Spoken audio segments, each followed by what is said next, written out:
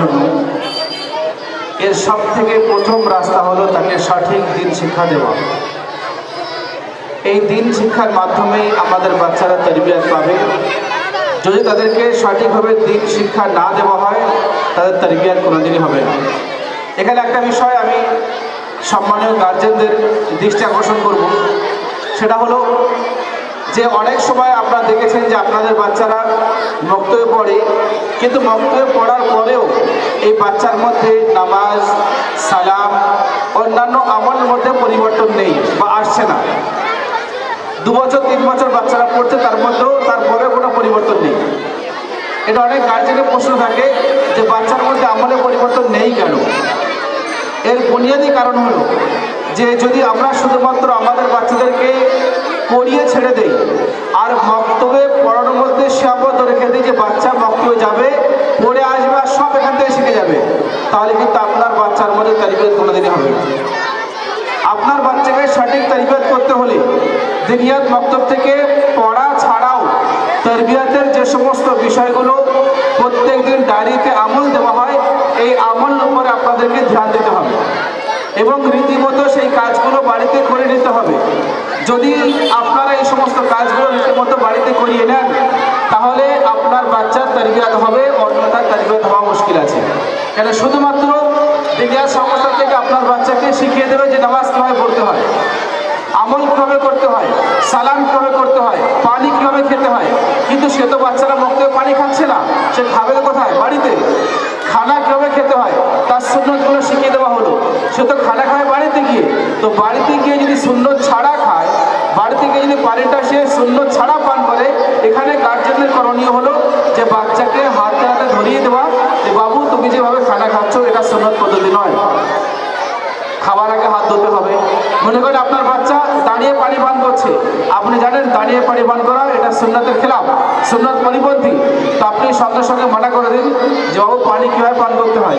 সুন্নত আপনাকে বলে দিতে হবে না, আপনি শুধু বাচ্চাকে ইশারা করুন, তাকে একটু রোক করুন, সঙ্গে সঙ্গে বাচ্চা স্মরণে চলে আসবে, ও দেখবেন সুন্নত অনুযায়ী আমল করা শুরু করবে।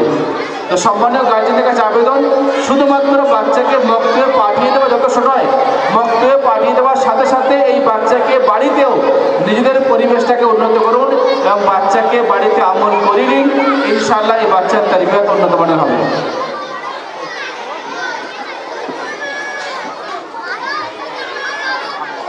সবাই একসাথে সালাম করো।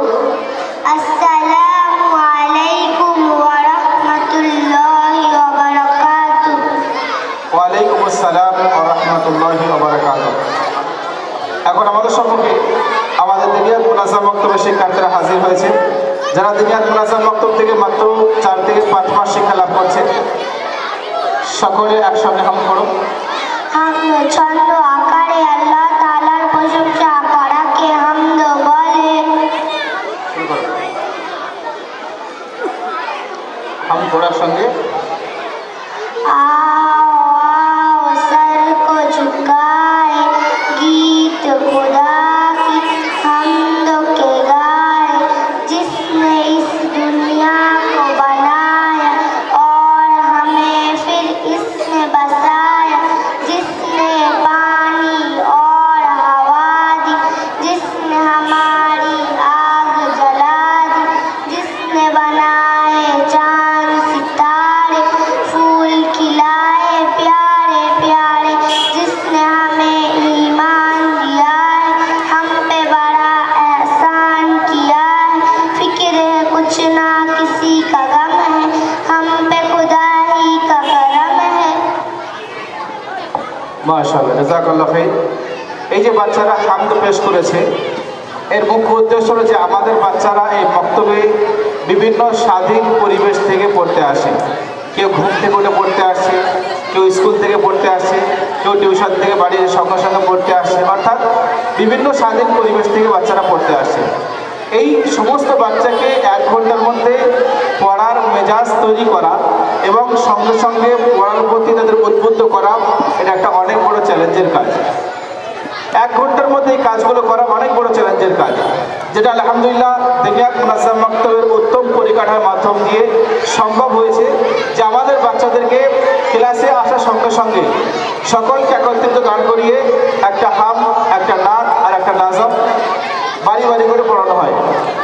এতে কি হয়, একটা সুন্দর ঢঙে হামদরাত পড়ার পরে বাচ্চারা মোটিভেট হয়ে যায়। তো এই 3-4 মিনিট একটা মোটিভেশন পিরিয়ড বাচ্চাদের রোজ দেওয়া হয়। এতে আমাদের বাচ্চারা মোটিভেট হয়ে এরা তারপরে পড়া শুরু করে দেয়। হামদ কাকে বলে? হামদ ছন্দ আকারে আল্লাহ তাআলার প্রশংসা করাকে হামদ বলে। মাশাআল্লাহ, জাযাকাল্লাহু খাইর। তাসমিয়া। বিসমিল্লাহির রহমানির রহিম। সূরা ইখলাস। বিসমিল্লাহির রহমানির রহিম। কুল হুয়াল্লাহু আহাদ আল্লাহুস সামাদ লাম ইয়ালিদ ওয়া লাম ইউলাদ ওয়া লাম ইয়াকুল লাহু কুফুয়ান আহাদ। মাশাআল্লাহ, জাযাকাল্লাহু খাইর ওয়া সাল্লাম জাযা। মাত্র 5 থেকে 6 মাসে বাচ্চারা কত সুন্দরভাবে সূরা এবং অন্যান্য বিষয়গুলো শিখেছে। খাওয়ার আগের দোয়া। বিসমিল্লাহ অর্থ আমি আল্লাহর নাম নিয়ে খাওয়া আরম্ভ করছি। শোয়ার পূর্বের দোয়া। শোয়ার পূর্বের দোয়া। আল্লাহুম্মা বিসমিকা আমুতু ওয়া আহইয়া অর্থ আমি আল্লাহর নাম নিয়ে মৃত্যুবরণ করি ও জীবিত হই। খাওয়ার পরের দোয়া। আলহামদুলিল্লাহিল্লাযী আত'আমানা ওয়া সাকানা ওয়া জা'আলানা মুসলিমিন অর্থ সমস্ত প্রশংসা সেই মহান আল্লাহর, যিনি আমাদেরকে আহার করিয়েছেন, পান করিয়েছেন ও মুসলমান সৃষ্টি করিয়েছেন। ধীরে ধীরে বলো, তাড়াতাড়ি করার কোনো দরকার নেই। কালিমায়ে তাইয়্যিবা। লা ইলাহা ইল্লাল্লাহু মুহাম্মাদুর রাসূলুল্লাহ। সেজদায় গিয়ে কি বলতে হয়? সুবহান রাব্বিয়াল আলা। তাকবীরে তাহরিমা। আল্লাহু আকবার। ফেরেশতা কাদের বলে?